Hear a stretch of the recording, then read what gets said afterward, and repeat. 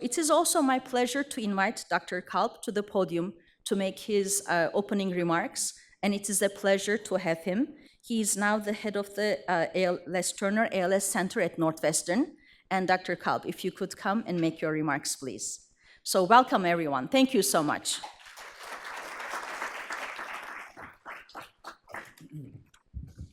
Thank you.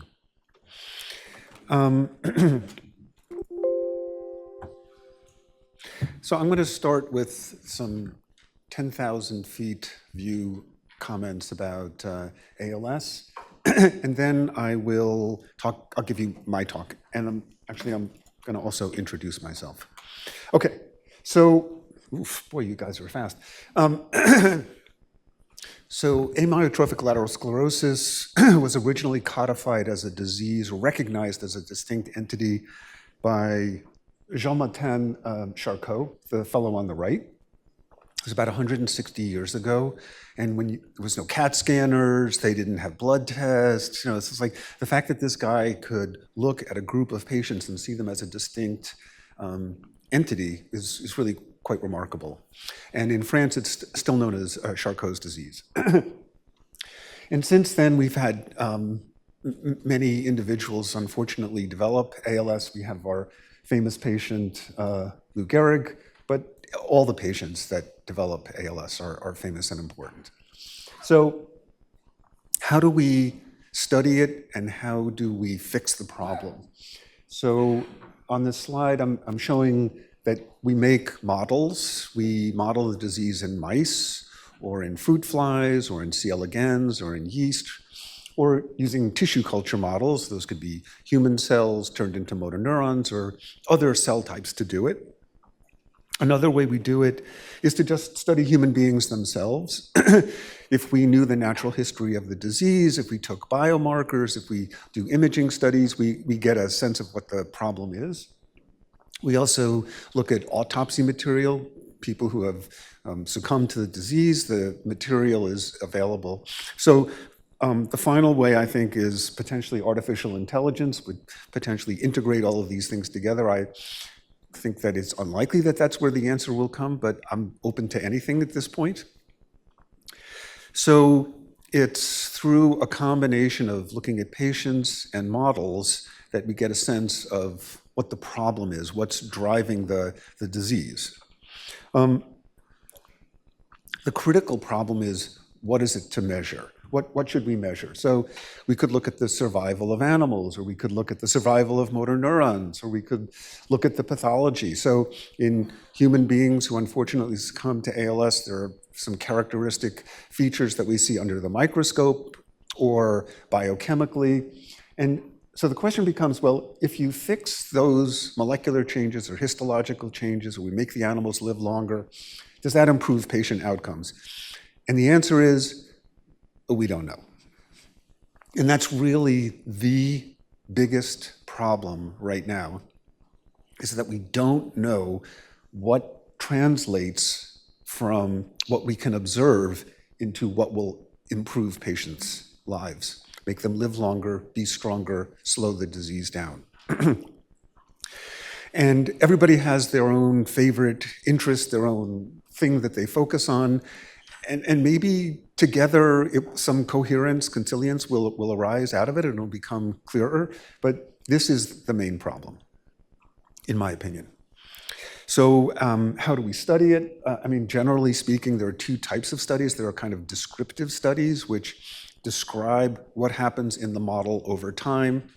And the other is kind of testing causality. Well, if this is true, then this should be the effect. It's sort of the hypothesis-driven.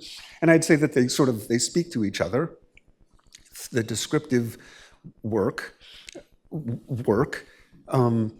generates ideas of like what's going wrong here, and then we develop experiments to test those ideas. Finally, unfortunately, I think this is the case, which is that clinical research and basic research, there is a gap between that and what happens to patients. And we've made enormous progress in clinical trial development, what to measure, throughput, how to get many small molecules or other interventions into patients as quickly as possible, translating what we see in a dish to a pill. But I think that there's still a sizable gap between the research and what's actually impacting our patients. And, but you shouldn't lose hope, because meetings such as these are a way to close that gap.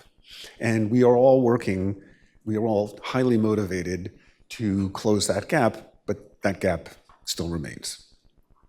Okay, I now am going to introduce the next speaker. So, you know, Robert Kalb's he's a pretty nice guy. He's flawed, major flaws, but probably not as flawed as anybody else. He's an okay guy. So, okay.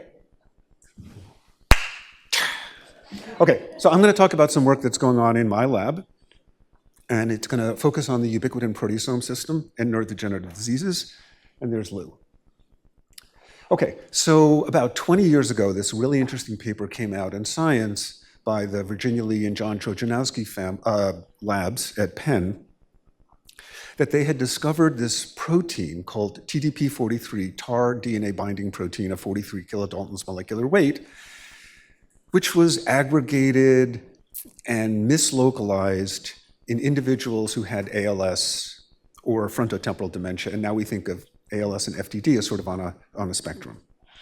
So normally, the brown is the stain for TDP43. It resides in the nucleus. It actually travels back and forth between the nucleus and the cytoplasm, but at any particular time, it's super enriched in the nucleus. But in individuals with ALS and FTD, it mislocalizes. So in the far arrow, you see this ping pong ball that's outside of the nucleus, or it forms these skeins, these stretchy fibers that are surround the nucleus, but it's also depleted from the nucleus.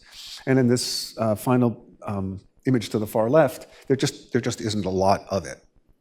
So this pathology was seen in like 98%. These abnormalities, histological tissue abnormalities, were seen in like 98% of individuals with ALS, which is pretty remarkable. And a few years later, mutations in the protein were found in families with ALS. So the combination of it's definitely mislocalized and its mutations itself can cause disease focused a huge amount of work on TDP43 pathology. So here's the structure of the protein. It has a portion of the protein that's very well structured, and there are also some regions that are unstructured. Those are the lines. So how does it cause disease? So it actually could cause disease by not being enough of it. For example, if it was mislocalized or it got caught in an aggregate, there wouldn't be enough of the protein to do its normal function, so that would be called a loss of function. It might just be like a crumpled piece of paper. It may just misfold in some weird way, and that could be responsible for the loss of function, but also could be toxic in and of itself. Interestingly, it also can oligomerize. You can make like a series of dominoes that are set up, and those fibrils of TDP43 have special properties which can be injurious to cells. And to make it even more complicated, not all fibrils are the same. We know that in different forms of neurodegenerative diseases with cognitive dysfunction, it can adopt different folds and cause different fibrils to emerge. So some combination of loss of function and gain of function is likely to be the key pathological driving events. I just briefly mentioned this fabulous paper by the Polymenidou lab, where they looked at brains from individuals who had died of ALS or related disorders, frontotemporal dementia. And they did a proteomic study, and that one in the center of the three circles indicates that misfolded TDP-43 is the common denominator for ALS, frontotemporal dementia type C, frontotemporal dementia type A, the many other proteins, but this is the key protein. So above and beyond all the other evidence, this is really strong evidence that there's something very, very important about TDP-43. So what my lab did many years ago was to engineer C. elegans, little worms, to express TDP-43 in the nervous system. So this is what normal worms look like when they're moving. It's pretty mesmerizing, actually. They're very happy. They're just like do their thing, they eat and make more babies. Okay. Now these are worms in which the nervous system expresses this mutant form of TDP-43.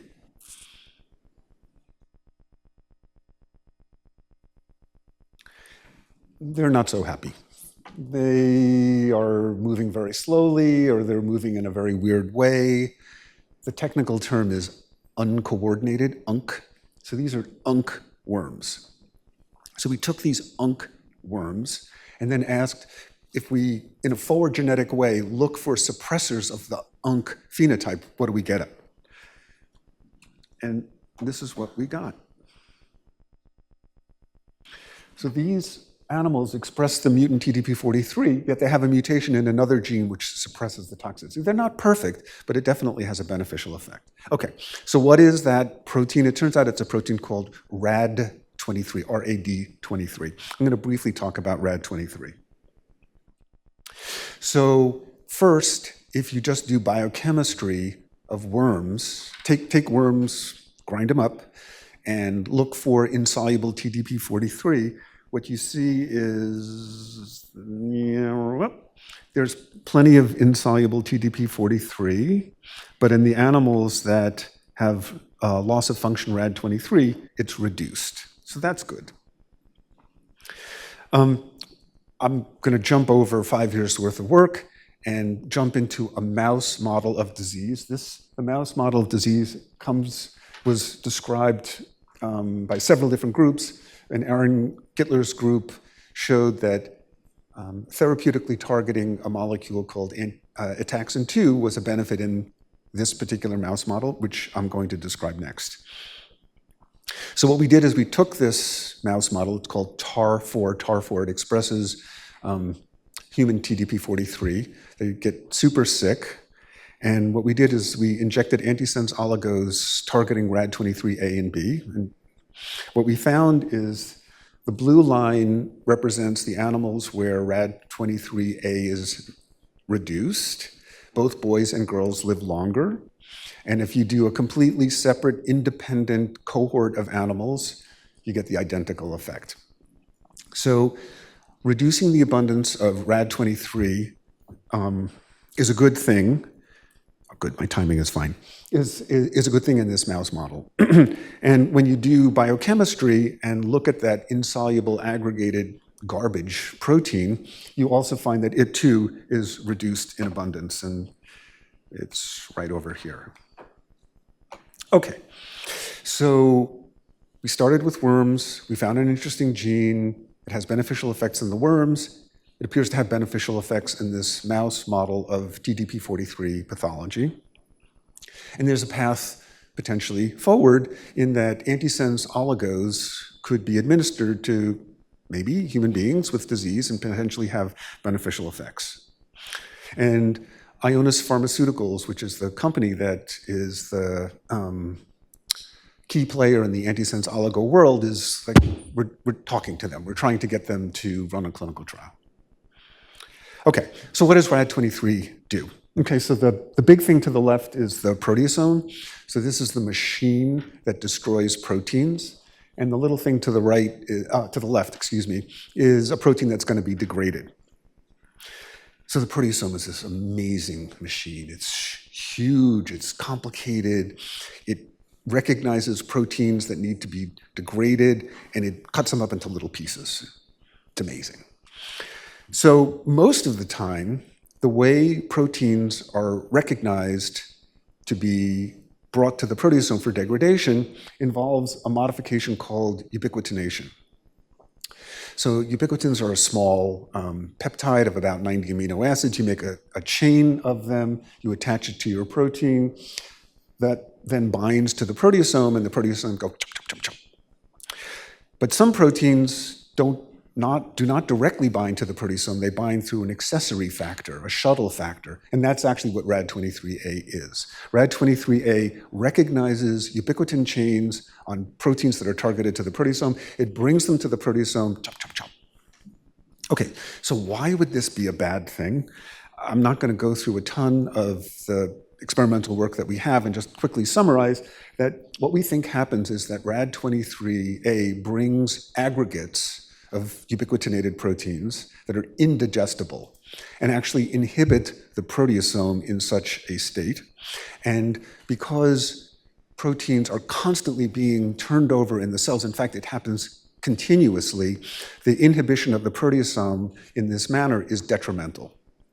And so in the absence of RAD23, the proteasome continues to be functional, and you have these aggregates, although their aggregates are neutral or they get destroyed in some other way, which is not the point of what RAD23A is doing. So that's kind of our hypothesis. Okay, I've got 2 minutes. Okay, how does RAD23A work? So one possibility is that we could identify the specific substrates, the clients that RAD23A brings to the proteasome. Maybe that's the way it works. So a very talented graduate student in the lab, Casey Dalton, did this study where she took cells, she engineered them to inducibly express TDP43, this nasty protein, and then plus, minus, reducing the abundance of RAD23A, do proteomics. What do you get? And what you get is, on the left, a lot of proteins are induced by TDP43, a lot of proteins are increased, some are decreased. And if you look at those proteins that change abundance in a RAD23-dependent manner, you come up with an interesting subset of proteins. Those are the ones we want to focus on. We took this huge list, narrowed it down through a series of no-go gates, and we ended up with about a dozen proteins. We then screened them in a secondary screen, got to about 6 interesting candidates. And one of the candidates that we decided to continue to pursue, that Casey continued to pursue, is a protein called USP13. So here I'm showing you that she was able to validate the mass spec proteomic work with a straight up Western blot. Right over here, you knock down RAD23A, you lose USP13. If you do the insoluble protein assays, express TDP43, look for the insoluble TDP43, RAD23A reduces it, take RAD23 out of the picture, take USP13 out of the picture, the exact same effect, which is beautiful. She did it in a cell line, she also did it in primary neurons. Finally, she asked about survival. In our models, we have tissue culture cells and spinal cord neurons. You can count motor neurons. You express TDP43. You kill a bunch of neurons. You knock down USP13. You protect them. So this was the pathway that we went previously, starting in the worm. And just to close the loop, she did the worm experiment. She took the worms expressing TDP43, knocked down USP13, and it has a beneficial effect too. So in summary, oh, I'm right on time, I love it. So there's this detergent-insoluble TDP43 accumulates in patients and in models of ALS, and either it is the toxic species or it reports the toxic species. You increase it, it's toxic. You reduce it, there's less toxicity. And so that's what we've latched onto, this insoluble TDP43. And we found that you can,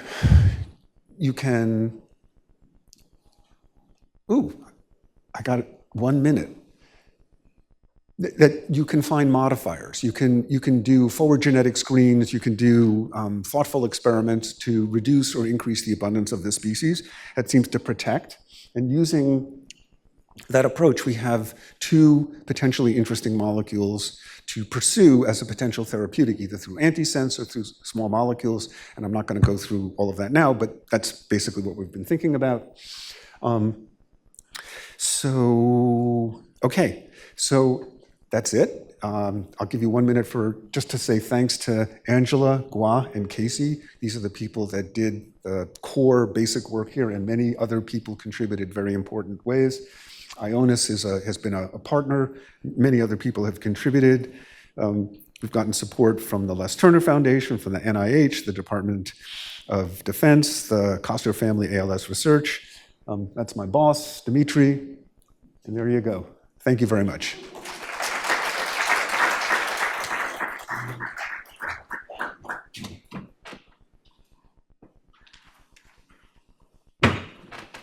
I can take a question. Otherwise, I can introduce the next speaker. Questions? I killed them. They're dead. Are there any questions? Okay. Maybe I can ask one question. Sure. So this was actually a very elegant study. So you looked at the proteins that affect TDP aggregation. And when you modulate the expression levels of those two proteins, what was it, RAD23 and USP13, okay. That is correct. So then for a therapeutic intervention, your goal would be to decrease their expression? Correct. But then in patients then, how would you do this? Would you do with ASOs or would you do gene therapy? Like, let's say, if you have the translational power, how would you take this study forward? So I just want to repeat so that everybody hears. So USP13 and RAD23 sound like potentially interesting targets. How are you going to turn it into a pill? And let me just say, that is the overriding principle in the lab. How are we going to turn ideas into pills? So one possibility would be antisense oligos. So these are small pieces of DNA which can be administered through the spinal fluid. It's been shown, there's a powerful track record in treating childhood spinal muscular atrophy as well as SOD type ALS, that antisense oligos will work. The problem is that they need to be repeatedly administered. It's a lifelong of spinal taps that we may get to the point where they can be administered less frequently, but that's a problem. So in terms of small molecule development, we did some docking studies using Rosetta and recombinant RAD23 and have identified small molecules in silico which will bind. So a ligand is a handle to bring other things, or it could potentially use a PROTAC. There are a variety of ways that they can be used as a handle to destroy the protein of interest.